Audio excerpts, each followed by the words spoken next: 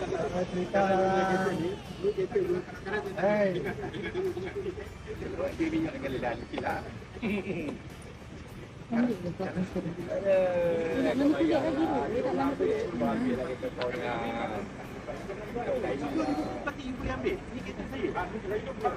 Jangan jual.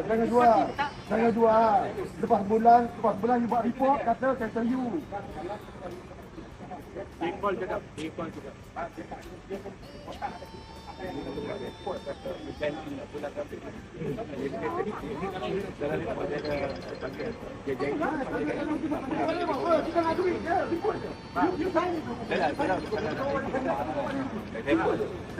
You susah lagi ni antu adik. Itulah.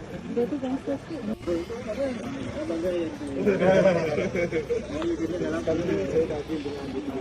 Mana? Kepala dia pun tak suka dia. Sekarang ni kita bawa dia ikut kepala dia.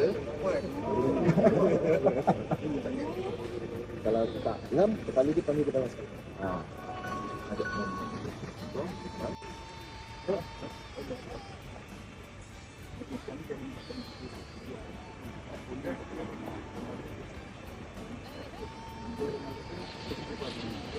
Dia salah, dia kena bayar.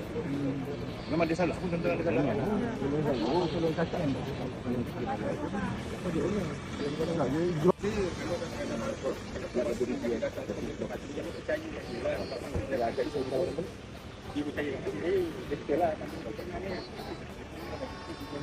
Ke bang? Ha? Dia nak lari ke? Oh, dah. Tangan tegak-tegak ni semua ni. Kalau orang yang tengok orang cakap Kan? faham tak? Dia nak lari. Dia punya gear boleh free. Betul. Sebab kalau jalan jauh Baby Tayar ni tak berapa yakin sangat. Takut sebab kereta berat kan. Si berjaya. Misi kami untuk mendapatkan kereta pengadu telah berjaya. Berapa hari sebab aduan dibuat 29 Disember. Hari ini 7 Januari.